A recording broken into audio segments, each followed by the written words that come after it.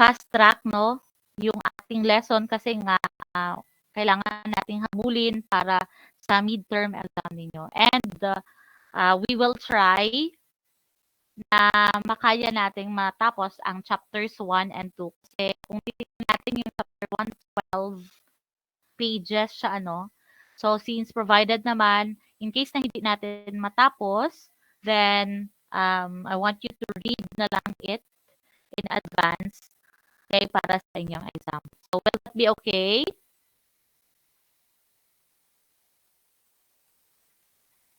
Okay, so I think silence means yes, no? So chapter 1, let us start our discussion of the subject ethics with the introduction, no? So how do I know what is right or wrong? Kayo ba? Alam niyo ba kung ano yung tama at mali? JR Bustamante. Alam ba ni JR Bustamante kung ano yung tama at mali?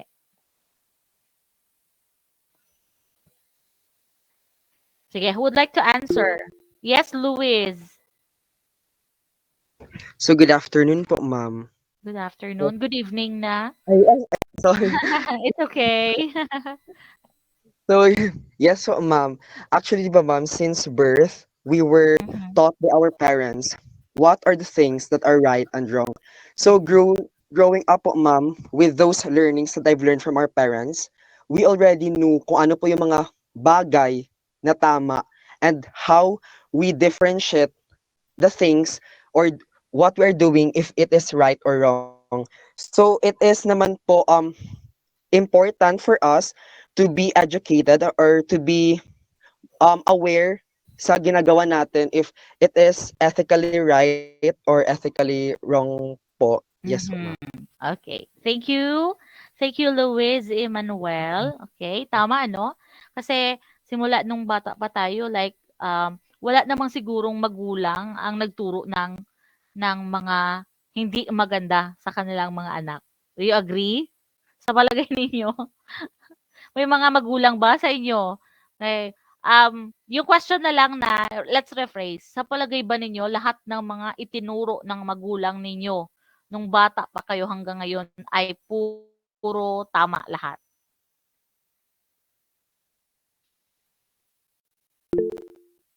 Yes, Dorothy. Sige. Let me ask Jenly, Dorothy. Good evening po, ma'am. Good Good evening. evening. For me po, sa angle po siya na kunwari sa parents po mismo, if they see what they are teaching us good, tapos sa paningin po ng iba, mali ito, tapos tinuro nila sa mga anak nila yung akala nilang tama, pero sa mata ng iba po, mali. Yun Mali. parang maybe mga unconsciously po, yung mga mali, parang nabibigay din po nila sa mga anak po nila. Pero mayroon pong iba ding mga parents na alam po nilang mali ito, pero itinuturo pa rin nila sa mga Mhm. anak nila, maybe for a reason or wala lang po. Like, maybe is mental issues or depende po sa society or sa paligid na tinatitirhan po nila. Mhm. Okay, yes 'no? Kasi yun na nga ang sabi ko kanina, there are some na para sa atin it's like, um, it's ethically right, okay? Pero baka sa tingin naman ng iba, mali, okay? So, that is why, kung minsan nagkakaroon ng, like nagkakaroon ng issue, nagkakaroon ng mga misunderstanding, it's because eto yung pananaw ko, eto yung perspective ko, yung sa iba naman, iba. Just like being liberated ano, like sa mga Americans, para sa kanila okay lang na makipaghalikan sa public kasi it's already a norm para sa kanila. Parang normal na lang yun. Unlike naman sa atin, it's a no-no because um, we are conservative. Filipinos are conservative. And so, yung sabi ni Dorothy na, um, yung ethics, yung doing what is right and what is wrong, is somehow dependent or depending on what other people perceive of it. Okay? So, can you please read the first paragraph? Arol Dableo.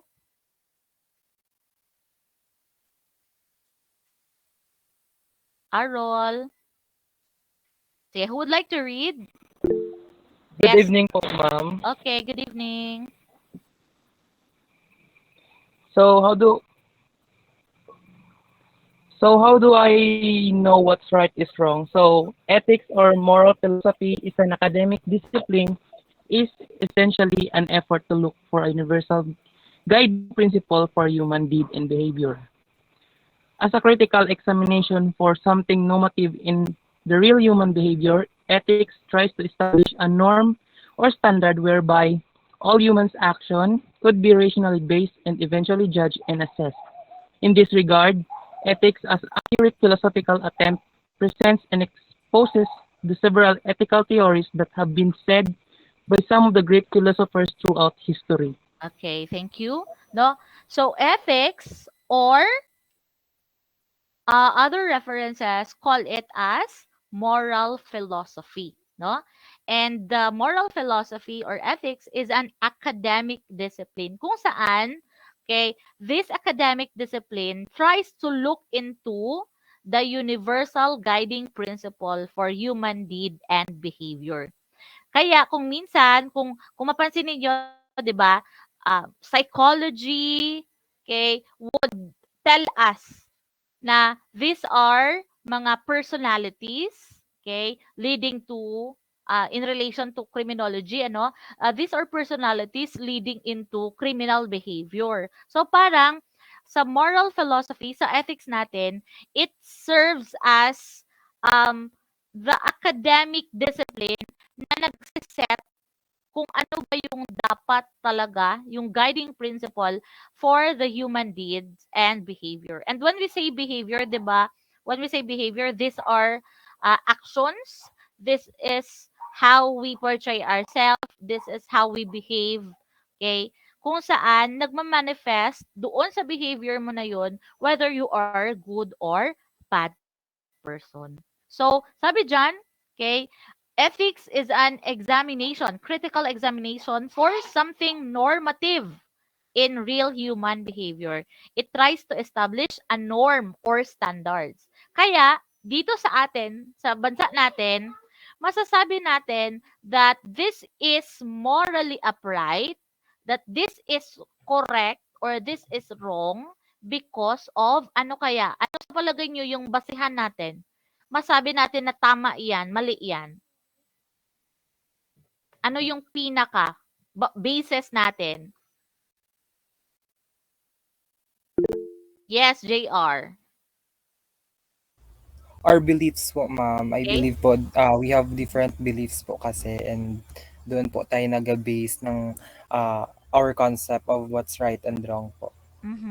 Okay, our beliefs. Though yun nga ang problema natin ano, because we are diverse, nagkakaiba-iba tayo ng beliefs kung kaya't, okay, with regards to the norms and standards, okay, magkakaiba-iba din tayo. However, we are binded by a specific basis na yun talaga yung magsasabing um, this is right and this is wrong. Sa palagay ninyo, ano yun? Yes, Joss, Van. The law, ma'am, or batas. Yes. Yes, very good. Ang batas talaga natin. Kasi 'di ba nga, no one is above the law. Regardless of your beliefs, regardless of your gender, dito sa atin ang nangingibabaw talaga ay ang batas natin. Though doon naman sa halimbawa sa mga IPs ano, meron na rin tayo kasing batas para sa IPs kasi may mga kultura, may mga beliefs sila na intended for them. And our our government, our constitution, okay, provides protection para doon sa mga beliefs and traditions na yon. But kung titingnan natin, meron pa ring batas, 'di ba? Kasi like kung actually it's the law that kumbaga forbids us or hindi siya, aside from forbidding us, it also commands us to do things. No? May mga batas na nagfo-forbid sa atin, like bawal pumatay, bawal ang ganito, bawal ang ganito. So, batas ang nagsasabi doon. Pero may batas din na nagsasabi na gawin mo ito yung gawin mo, ito yung gawin mo. Kasi the moment na hindi mo ginawa, automatically, it's wrong. Legally speaking, it's wrong. But later, as we discuss kasi, makikita ninyo that there are different types of ethics. But tayo, as like kayo, citizens of the Philippines, okay, we really need to follow our batas, to follow our laws. Kasi yung batas natin, okay, yun, Joshua, thank you, Joshua. Okay, yun yung magsasabi sa atin kung ano yung dapat gawin at hindi dapat nating gawin. But later, as we go on, makikita ninyo, there are other things pa naman. There are other things.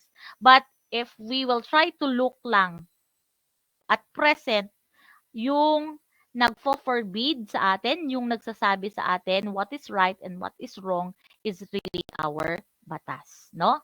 Pero later makita ninyo ay meron pang syempre the law of our God, no? 'Di ba meron tayo, 'di ba may 10 commandments? Yes po, ma'am. 'Di ba? So 'di ba yung sa 10 commandments, pag ginawa mo 'yon, automatic you will be someone na gumawa ng masama, ng wrong. Pero kung gin-follow mo 'yon, then you are doing it right. Okay? So, knowing the nature of ethics is the first basic step we can take to strengthen the foundation upon to which to anchor ourselves in their quest to live ethically in and out of the workplace. Especially kayo, no, as future professionals, medtech, you will later be bounded by your code of ethics. So, doon nakalagay. Kung titingnan natin, it's the law, no? Okay, it's the rules and regulations kung saan nandoon nakalagay kung ano yung mga dapat ninyong gawin at hindi dapat gawin. The same also sa mga estudyante, 'di ba? Sa palagay ninyo, anong basis natin para masabi natin na itong estudyante na ito ay nagfa-follow ng rules and regulations ng eskwelahan?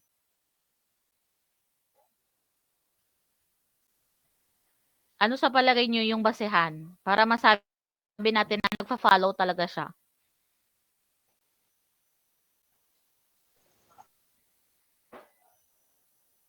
Have you read the student manual? Nabasa niyo na ba 'yon? Yes po, Nakita. ma'am. Oh, very good. 'Di ba nakalagay doon like yung proseso kung maka-violate ka, yung mag-drop out kasi parang yun yung magsasabi na okay, kumbaga ethically speaking, you are doing well in the school. Kaya meron tayong student manual. And so, meron tayong basehan. May basis talaga tayo para masabi natin na this is ethical and this is not ethical. So, yung ethics na ito yung magsasabing, ito yung standards. Ito yung dapat nating gawin. Okay? No? So, later, okay, as we move along, mas marami pa tayong maintindihan.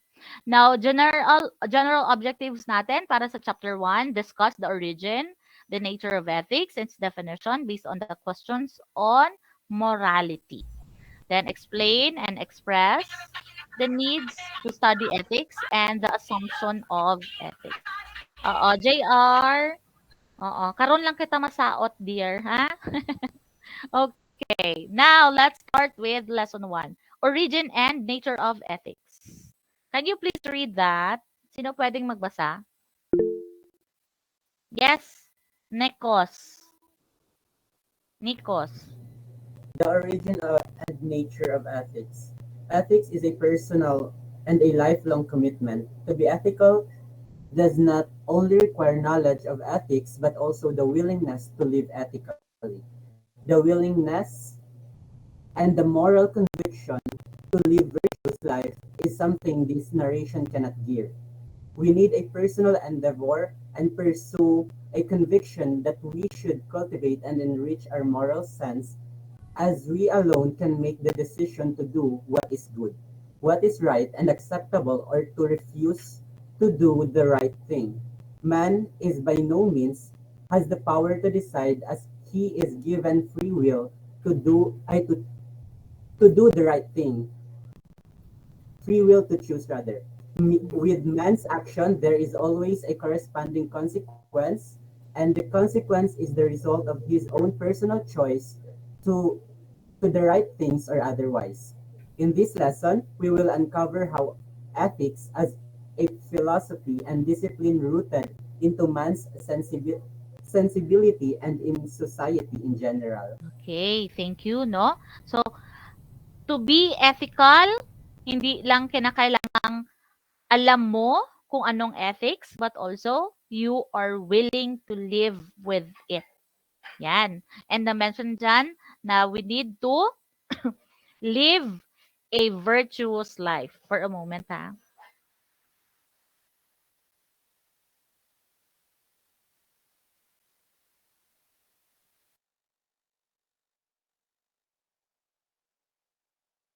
Okay. So, don't you know na sa ating civil code, no, merong nakalagay doon, actually sa legal medicine ito, legal medicine. Paano daw natin masasabi na ang isang babae is a virtuous woman? Okay, how can we say that a lady or a woman is a virtuous woman? Ang sagot is, to be a virtuous woman, okay, sabi doon, though your heart, uh, um, you need to make sure that your heart is pure, even though your body is not. Oh, parang napakahirap, ano? Napakahirap kasi sabi daw, kinakailangan maging pure ang heart mo. Though your mind, okay, not pala the body, your mind is not. Ibig sabihin, bahala na mag-isip. Kasi it's normal naman to think of those things, no?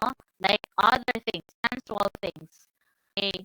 Kasi normal yan sa tao, provided that your heart is pure. So, ganun daw yun para maging virtuous ka na babae. You need to make sure that your heart is pure. Meaning to say, pag pure ang heart mo, syempre, okay, all the positive traits andyan sa'yo, even though your mind is not. Kasi syempre, di ba, kaya nga, di ba sa batas natin, kahit pa ilang ulit mong pinatay yung tao dyan sa isip mo, you will not be charged as criminally liable kahit ilang ulit mo pa siyang pinatay. Kasi, hindi naman yon, walang action, di ba? Walang act. Kasi kailangan may act. So, para masabi natin that this is wrong, dapat may act talaga. Pero yung minsan sa isip lang natin, okay, okay, as long as hindi mo ginagawa, then there's nothing harm or there's nothing wrong with you. And you will not be charged for that. Okay? So, we need to live virtuously. Okay, now, let's continue. So, ito yung ating ina-expect. Now, let's start with the origin of ethics.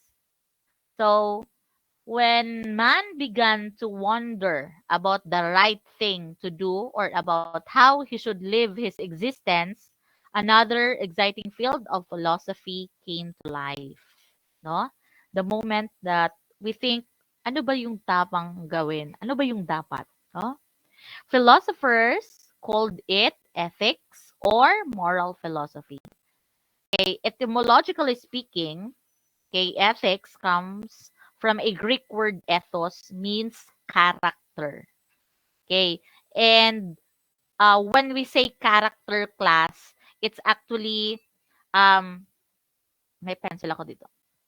Yung character, ay sorry, please. Let me use different color. Okay, ito pen. Yan. Okay. So yung character, guys, it comes from a Greek word karashen, meaning engraving instrument. And pag sinabi mong engraving instrument, ito talaga yung masasabi mong nakatatak sa'yo or tatak mo. Katulad na lang ng, halimbawa, si Joshua. Okay, paano ba i-describe si Joshua ng mga kaibigan niya? So, halimbawa, sabihin nila, ay, mabait yan si Joshua, kaya, kumbaga, willing to help. So, yun yung character ni Joshua. And, okay, kung titingnan natin, that is his ethics also. No? So, ethics, okay, and character are like, kung titingnan natin, most likely similar. No? Kasi, ethics comes from a Greek word ethos, which means character.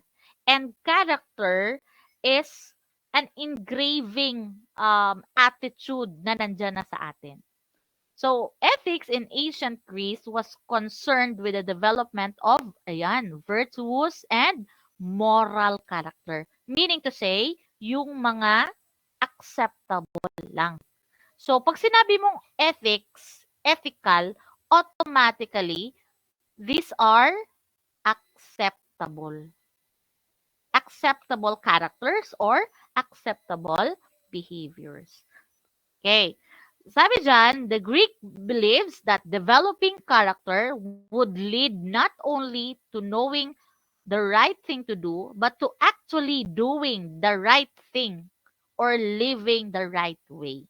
Kasi magkaiba yung knowing the right thing kaysa doing things right.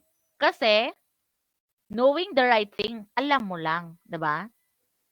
Alam mo lang 'yun. Pero ang tanong, ginagawa mo ba? So, knowing the right thing is different from doing, okay? Or doing the things right, no? Doing the things right.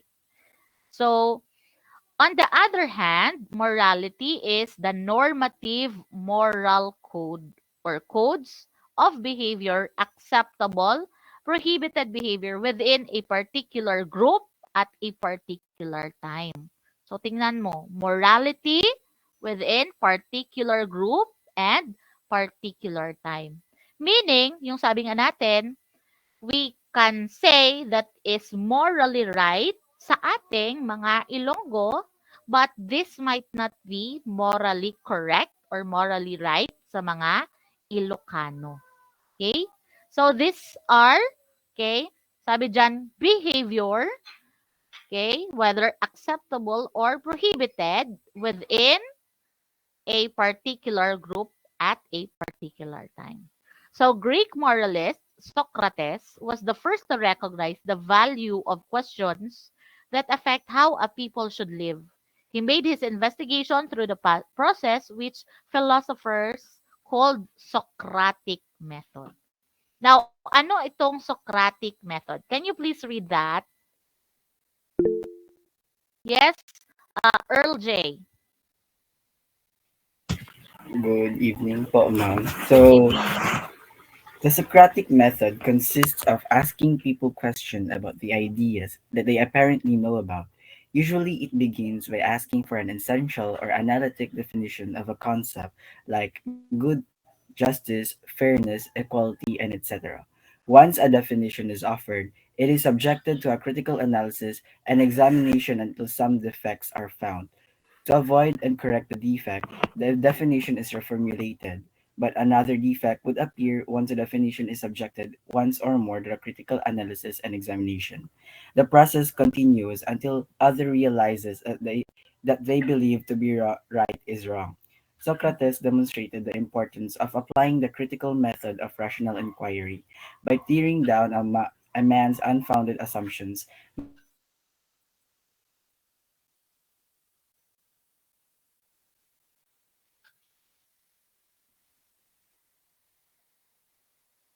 Sige, go on.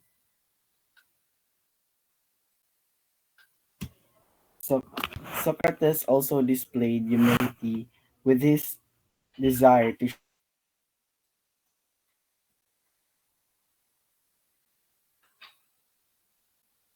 embedded in their own judgment.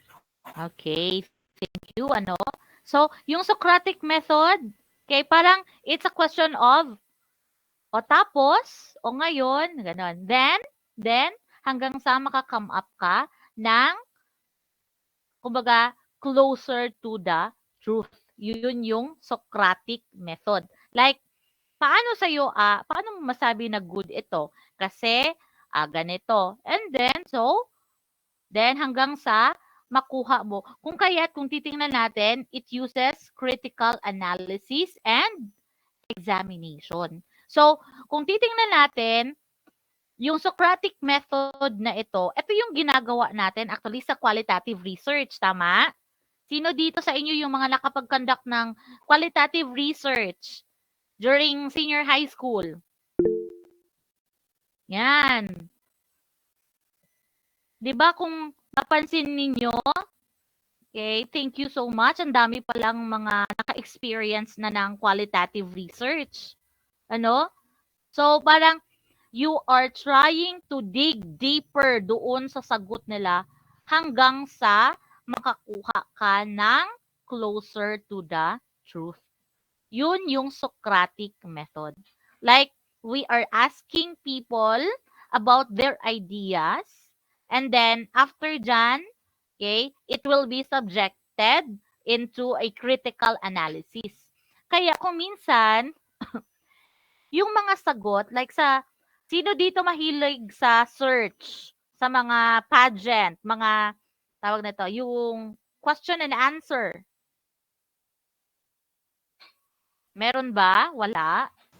Si Rean daw po, ma'am. Si Rean, okay. 'Di ba kaya kung minsan yung mga sagot ng mga candidates natin, okay, parang para sa atin ay parang mali, pero para sa kanila tama. Kasi nga subjective ang approach. It's their opinion, it's their perception, no? In which taliwas sa atin. And so yung Socratic method, halimbawa, since ito yung sagot niya, and then you ask deeper pa and deeper hanggang sa makuha mo yung closer to the truth. Okay? So, with this method, Socrates displayed humility with his desire to share what he knows. He never told people what to believe. He simply asked questions and left them to realize the errors embedded on their own judgment. 'Di ba? Like, Rasina, always kita mali kagid ba? Mali kagid. 'Di ba? Narinig natin 'yan?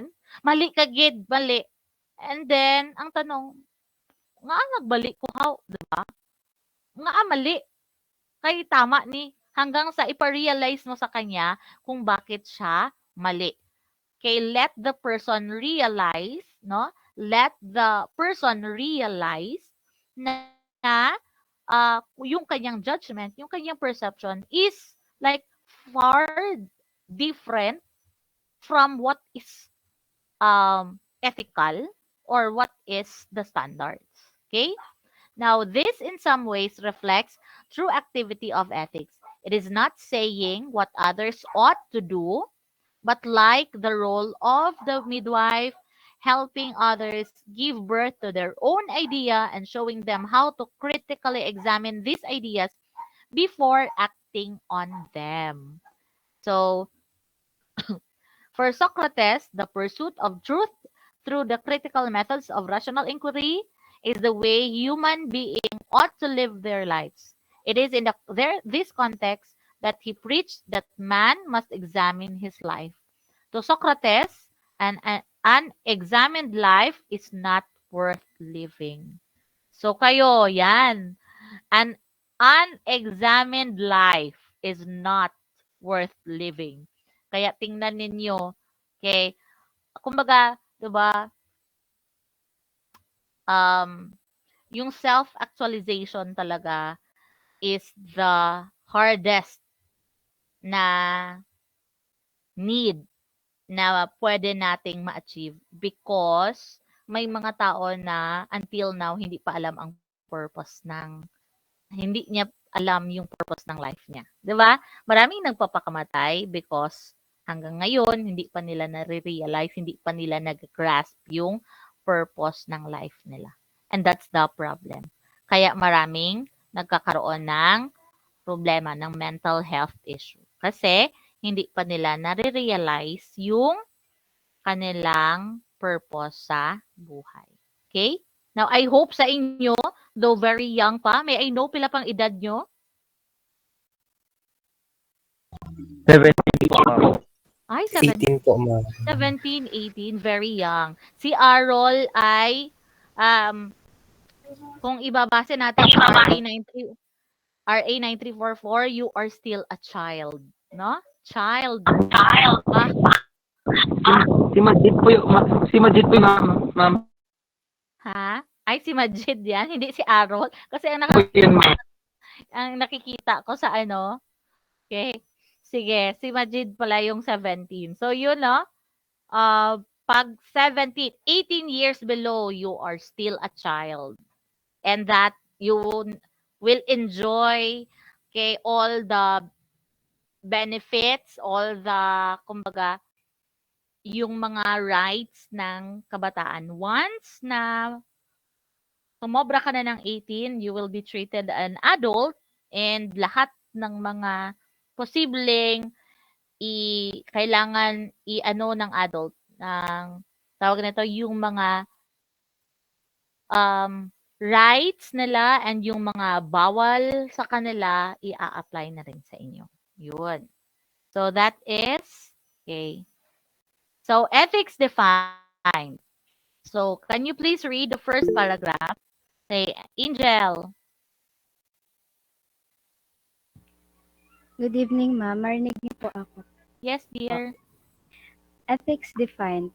Ethics is mainly known as the principle of moral conduct that makes a distinction between good and bad or evil, right and wrong, virtue and non-virtue. It is a branch of knowledge that governs right and wrong conducts and behaviors of an individual, profession, group, or organization. It is a core of the professional and personal lives of people. Different scholars have defined ethics differently. However, different their definitions might be, ethics is always concerned with morality and right versus wrong and good versus evil. It is applied universally. There is also ethics in professions such as journalism, advertising, education, medicine, and etc. Karen L. Rich Okay. defines. Mhm. Sige, thank you. Tapos, unahin muna natin ito. First paragraph, no? So, to simply define ethics, it is, ano?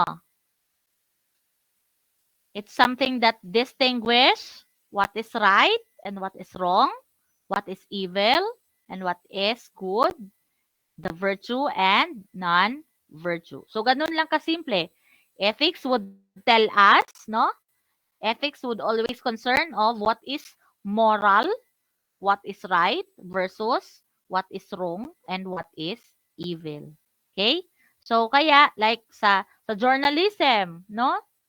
Okay, paano natin masabi na ethical itong mga journalist na ito?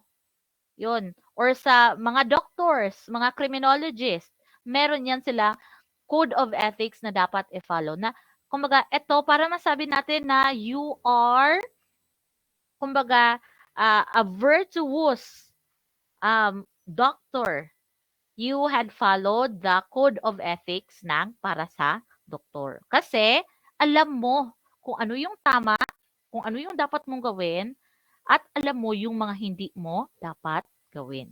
So continue, second paragraph. Luis, yes. So good evening, ma'am. Good So evening. Karen L. Rich defines ethics as a systematic approach to understanding, analyzing, and distinguishing matters of right and wrong, good and bad, and admirable and deplorable as they relate to the well-being of and the relationships among sentient beings. All of this correctly define ethics. However, according to Articulo and Florendo in 2003, ethics is defined as the study of methods and principles used to distinguish good from bad right from wrong actions. Yun. So, ethics, no? According to Articolo and Florendo, ethics is the study of methods and principles, okay, used to distinguish what is good from bad and right from wrong. So, it's a method. Okay, it's principles. Like, paano natin masabi na mali ito or tama ito? So, kung titingnan natin, kung ibabase natin kay Artikulo Florendo, pwedeng sabihin natin dahil sa rules and regulations. Dahil sa ano pa kaya? Dahil sa batas. Dahil sa ano pa? Ano pang magiging basehan natin? Aside from the rules and regulations. Okay? Aside from our laws. Okay? Um, there are also other things, no? Kung saan yun yung magbibigay sa atin ng sagot whether this is good or bad or right or wrong. So that is ethics. Now, the nature of ethics. So ethics, okay, is critical, practical, okay? So yun, dalawa, ethical and practical. So kailan natin masabi na ethics is critical? Please read. Valerie. Ethics is critical. As a particular type of that area of knowledge known as philosophy, ethics can also be defined as a critical, systematic, and reflective analysis of what makes an act good or bad. It tries to do reflective investigations into the basis of that assertion. It also inquires into the meaning of the term bad, right, wrong, ought, and the like. Thus, the nature of an ethical inquiry is one that does not simply describe how humans live, but how they ought to live. And more that, ethical inquiry is characterized by looking into the very ground or foundation of our actions, why we consider them as good or bad, right or wrong, proper or improper, worth doing or not, and what we exactly mean when we assert them as much. Okay, thank you. So ethics is critical because, sabi dyan, okay, it do this, no? Reflective analysis of what makes an act good or bad. Ay nga, mali ko how. Umana siya. Ay, tama ko kay. Yan. So parang, you are not only describing it is good, but you have lived with it. You ought to live with it, no? And sabi diyan, okay, it is characterized by looking into the ground of or foundation of our actions. Saan ba ito nagsimula? Kaya kung minsan sasabihin natin in relation to criminology, guys, sasabihin natin, ay nag-amo na siya kay sang bata man good siya, okay, amo ng tudlo sa ila. So doon kaya kung minsan mapapansin ninyo in judging a child, halimbawa isang bata nagnakaw, we are not judging the child as magnanakaw kasi titingnan natin kamusta ba yung kanyang foundation? Kamusta ba yung behavior niya, yung attitude niya doon sa bahay nila? Ano ba kaya yung environment niya sa bahay niya? And so, pag nakita natin, na-realize natin na, kasi ganito din pala yung problema. Actually, ang problema ng bata is, hindi siya binibigyan ng importansya ng kanyang mga magulang. And so, doon mo makita, kaya pala. So, we are judging or we are doing what is right, okay, no? And not doing what is good because we had analyzed na, ay, amo ni siya dapat. Yan. So, that makes ethics as critical, no? So, halimbawa, sabihin mo, ganito yun kasi, so parang, kumbaga, when you assert, no? When we assert things na hindi, ito yung tama kasi we analyze, we had reflectively analyze na tama yun. So parang ginamit talaga natin yung utak natin, we dig deeper kung tama ba ito or mali ba ito. Okay? So that is ethics as ethics as critical. Ethics is critical. Now, ethics is practical. Okay, ano naman ito? Can you please read that? Yes, Nikos. Ay, si Kaylee naman. Kaylee, Sabado. Okay po, ma'am. Good evening po. Good evening. Okay, so ethics is practical. Ethics can also be viewed as a practical discipline since it is primarily directed to those that are found in actual conduct of human beings. How they can be assessed or evaluated as to the rightness or wrongness. The study of ethics allows us in any way to be exposed and be acquainted with moral or ethical principles. Moral principles serve as practical action guides in the conduct of one's concrete life. They help man to live the good life, to be moral, to be a good person. Thus, ethics as a practical science presents thoughts and ideas that are not just to be known by the mind, as in the speculative and theoretical science, but to be acted upon in the realm of everyday life. Of all the sub-disciplines of philosophy, the study of ethics is perhaps the most strikingly relevant and practical, especially so that so much of our life is immersed and revolved around questions of morality.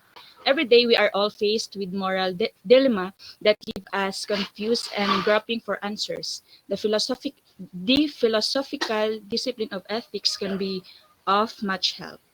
Yan. So, kasi 'di ba, sa philosophy, sa logic, there's always a question of what is right and what is wrong. And so by learning what is ethics, no?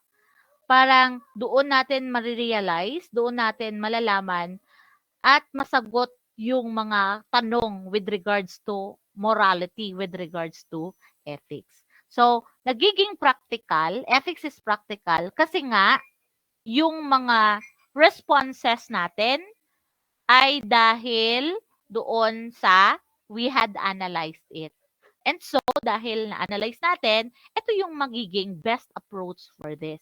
So, ito yung magiging parang ah, sagot natin. So, with that, ethics is practical. So, it serves as our practical action guides in the conduct of one's concrete life. Kasi, sabi natin, di ba, sa ethics is critical kasi we had analyzed. We had think of it. Kasi, ito yung naintindihan natin. Ito yung sa pagkakaalam natin. Now, in response to that, kasi alam na natin, so this is how we do it na. So that makes ethics, okay, as practical discipline. Okay? So, naintindihan ang ethics as nature of ethics, okay, as critical or and practical. Naintindihan yan?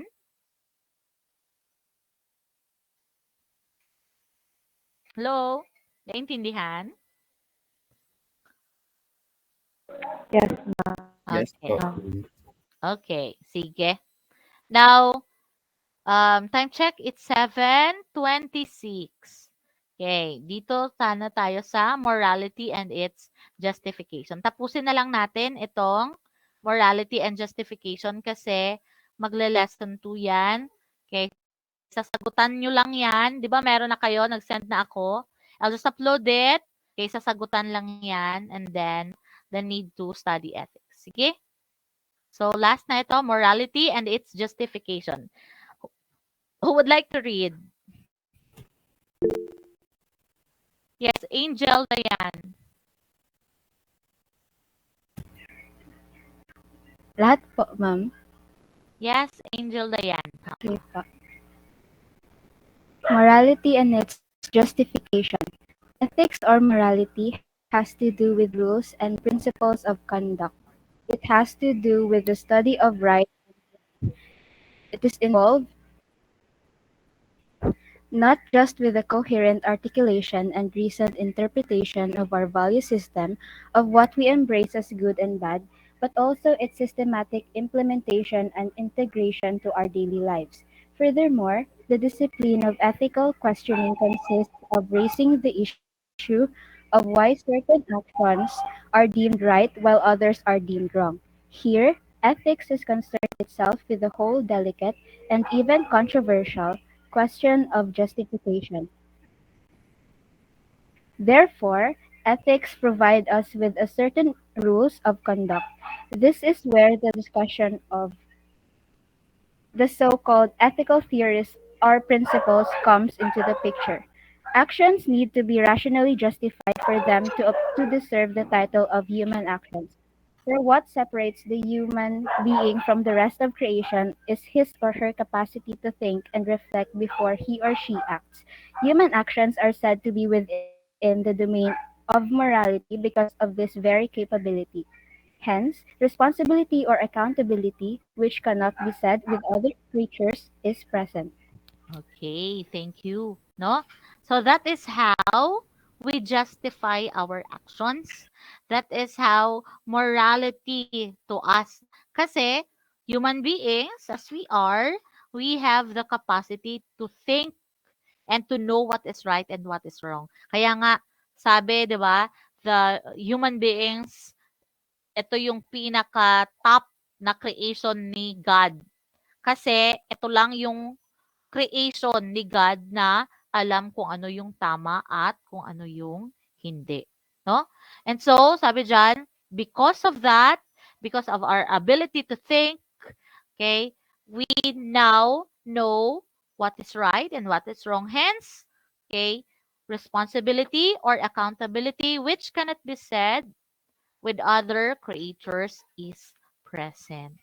So, yan. So, that is our lesson 1 pa lang tayo, no? So, sayang sana kung medyo matagal nang naibigay ang subject at kung hindi lang iisa yung ating schedule.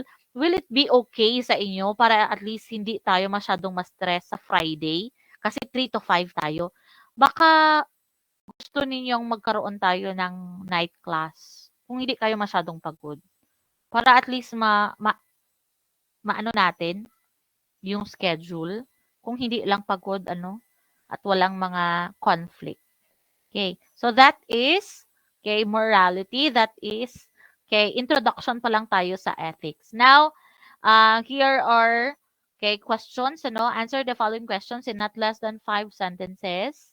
Okay, this will be uploaded sa inyong e-leads and I want you to answer it. So, siguro dito you can choose of the 5 questions, you can choose 3 lang, tatlo lang dyan. Okay, para hindi masyadong madamihan. Okay, and 5 sentences lang, no? And then you can also answer that. Okay, now, next meeting, the need to study ethics. Yan. So, the importance of studying ethics. Okay? Okay? Please read that in case na hindi natin ma-discuss. Meron dyan the foundations of ethics as a critical discipline, the ethics and law. Yan. Okay? And also, ethics is prescriptive. Okay, what does it mean? Ethics is normative. Okay, I'll be asking you na lang next meeting. Let's not discuss it one by one, pero I'll be asking you na lang of what you've learned about it. Being ethics is normative, okay, prescriptive, and then, okay, we will proceed doon sa man as a rational being. Yan, man, okay, as free, kasi these things would explain further, okay, of ethics. Kasi remember, sabi nga natin, ethics is, according to Article Law and Florendo, it's the study of method and processes, okay, in which it would tell us what is good and what is bad. It could differentiate what is evil, what is good and what is evil. Okay? So, yung mga sagot dyan, yung mga, yan, you can click etong mga videos na nasa baba, okay, para doon sa mas ma-further enrich ninyo yung inyong pag-aaral. Meron pa nga dyan, no? A class of freshmen decided to buy a file cabinet for their school organization. They all agreed to contribute 50 for this purpose. Pedro, a member of class, informs his parents of the project, which they readily support. Pedro then proceeds to ask his parents for financial contribution to the project. When asked how much the individual contribution amounts to, Pedro, in all seriousness, says 500. So now, tanong dyan. Okay, it's clearly, no? Parang, oy, Pedro, ano ka, sobra ka gid ha?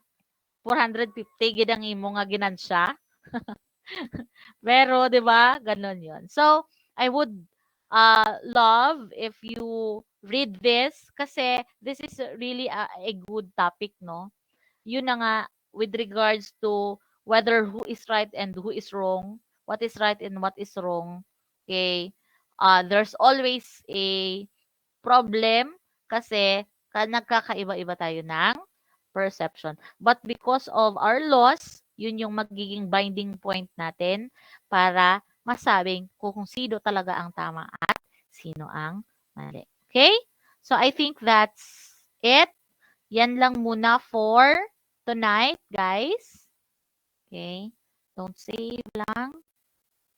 So, I hope you've learned, may naintindihan.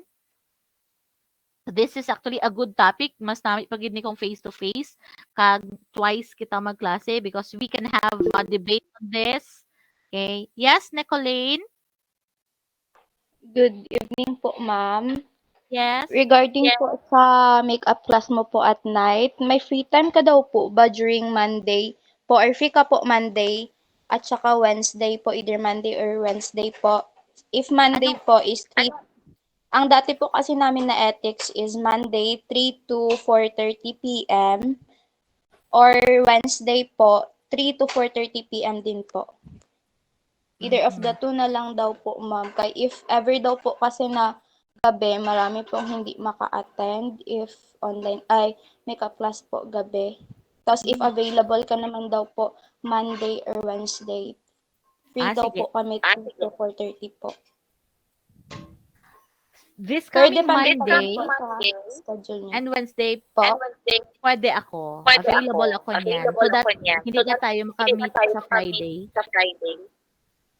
So either Monday or Wednesday po, ma'am, para hindi na mag-meet sa Friday po.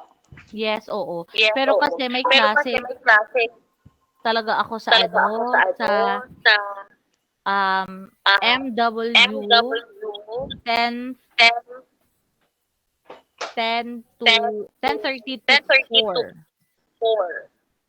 Bakante lang ako 4 to 5:30. May klase kayo yan, di ba? Opo, ma'am. Ay, 4 to 5:30 po? Oo, 4 to 5:30 available kayo niyan. Yes po. Wala po kami schedule. Last subject po namin ng ethics, 3 to 4:30 po sana. So will it be okay? If we will Yes, ma'am. schedule na lang sa Monday and Wednesday? Hindi na Friday para hindi straight. Okay po, ma'am. Sige po, ma'am. Ganun na lang. How about the others? Okay lang ba sa inyo? Okay. Yes or sino yun nag-raise ng hand? Okay, yan. At least ang dami naman, ano. So, sige, ganun na lang tayo ha, para sulit yung klase natin, para medyo dami-dami din tayong madiscuss. Let's have it Monday, Wednesday, 4 to 5:30. Ganun na lang. Okay? Okay, sige. It's all settled ha.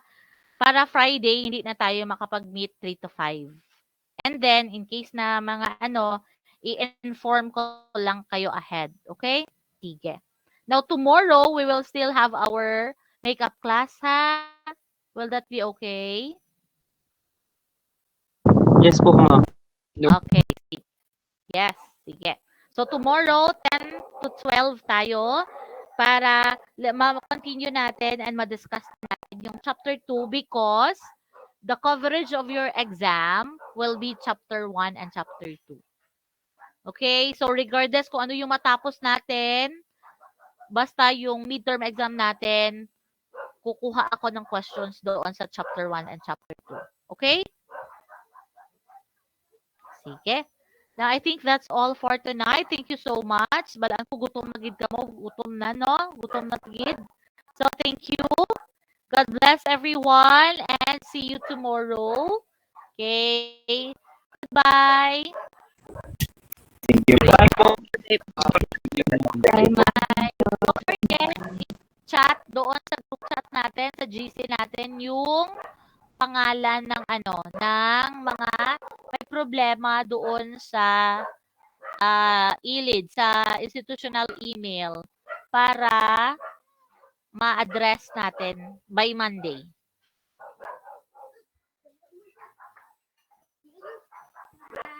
God bless. Goodbye, everyone. Goodbye.